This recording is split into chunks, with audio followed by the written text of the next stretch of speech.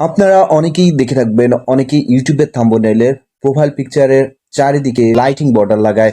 দর্শক, অনেক সময় যদি আপনি আপনার ছবিটিতে লাইটিং বর্ডার লাগান, সেক্ষেত্রে কিন্তু ছবিটি দেখতেই অন্যরকম লাগে।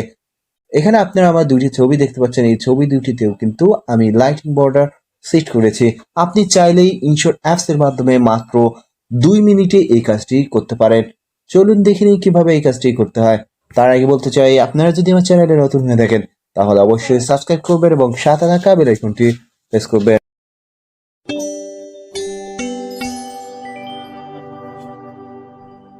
ইতিমধ্যে ইনশট অ্যাপস নিয়ে আমি অনেক ভিডিও এবং ফটো এডিটিং এর টিউটোরিয়াল দিয়েছি।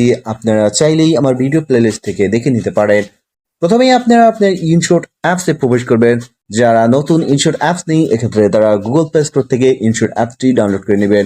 খুব সহজেই ইনশট লিখে সার্চ করার সাথে সাথে ইনশট অ্যাপসটি পেয়ে যাবেন। এরপর আপনার ইনশট অ্যাপসটি ওপেন করবেন। ওপেন করার সাথে সাথে এরকম তিনটি অপশন পাবেন, একটি ভিডিও, ফটো এবং কলেজ। আপনার ফটো অপশনে ক্লিক করবেন। এরপর আপনার গ্যালারিটি ওপেন হয়ে যাবে। এখন আপনি কোন ছবিটিকে বর্ডারে রূপান্তরিত করতে চান সেই ছবিটি সিলেক্ট করুন। আমি আমার এই ছবিটি সিলেক্ট করলাম। এরপর আপনার ক্যানভাস অপশনে এসে ছবির সাইজটি নির্ধারণ করবেন। আপনি আপনার পছন্দ অনুযায়ী ছবির সাইজটি নির্ধারণ করবেন। এখানে অনেকগুলো সাইজ দেওয়া রয়েছে। ছবির সাইজ নির্ধারণ করার পর আপনারা এভাবে ছবিটি জুম করুন। এরপর আপনারা এখানে কাট আউট নামে একটি অপশন দেখতে পারবেন, সেখানে ক্লিক করুন।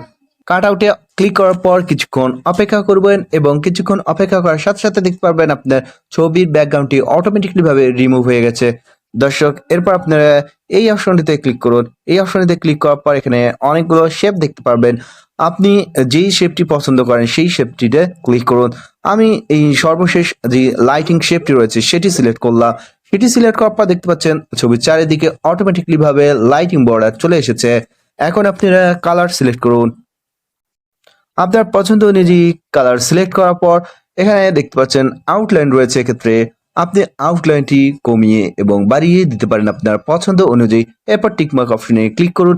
টিকমার্ক অপশনে ক্লিক করার সাথে সাথে আপনার কাজ শেষ। এখন আপনারা আপনার যেই ছবিটি রয়েছে সেটির ব্যাকগ্রাউন্ড নির্ধারণ করুন। ব্যাকগ্রাউন্ড নির্ধারণ করার জন্য ব্যাকগ্রাউন্ড এই অপশনটিতে ক্লিক করুন। এরপর আপনি চাইলেই এক কালার ব্যাকগ্রাউন্ড দিতে পারেন। এক্ষেত্রে আপনি এক কালার নিচে ব্যাকগ্রাউন্ড দেখতে পাবেন, সেই ব্যাকগ্রাউন্ডে ক্লিক করবেন।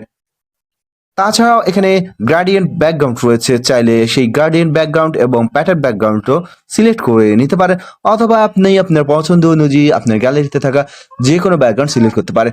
যে কোনো ব্যাকগ্রাউন্ড সিলেক্ট করার জন্য আপনারা এই আইকনটিতে ক্লিক করুন। এরপর আপনার গ্যালারি থেকে যে কোনো একটি ছবি নিয়ে আসুন। ছবি নিয়ে আসার পর আপনি আপনার পছন্দ নিয়ে ব্যাকগ্রাউন্ডটি সিলেক্ট করুন। এরপর দেখতে পাচ্ছেন যে আমার বর্তমানে ব্যাকগ্রাউন্ডটি ব্লার করা রয়েছে। এক্ষেত্রে আপনি এই অপশনটি ক্লিক করার সাথে সাথে আপনার ব্যাকগ্রাউন্ডটি ক্লিয়ার হয়ে যাবে এবং এই অপশনটিতে ক্লিক করার সাথে সাথে হালকা ব্লার আসবে এবং এটিতে আরো বেশি ব্লার। এইরকম নির্ধারিত অপশনটি আপনি আপনার পছন্দ অনুযায়ী সিলেক্ট করে নিন। এরপর আপনার টিকমার্ক অপশনে ক্লিক করুন। এরপর আপনার ছবিটি এরকম আঙ্গুল দিয়ে জুম করে নির্ধারিত স্থানে বসান। দর্শক, এখন আমাদের কাজ শেষ। এখন আমরা ছবিটি সেভ করার জন্য এখানে সেভ অপশনে ক্লিক করুন। দর্শক, আশা করি আপনারা বুঝতে পেরেছেন এবং আশা করি আপনারা মাত্র 2 মিনিটে এই কাজটি করে নিতে পারবেন। ভিডিওটি ভালো লেগে থাকলে অবশ্যই একটি লাইক দিবেন এবং যারা নতুন তারা আমার অন্যান্য যে টিউটোরিয়ালগুলো রয়েছে সেগুলো দেখে বিভিন্ন ভিডিও এডিটিং এবং ফটো এডিটিং শিখতে পারেন। পরবর্তী ভিডিও দেখার মতো জানিয়ে আজকের মতো এখানেই বিদায় নিব। আল্লাহ হাফেজ।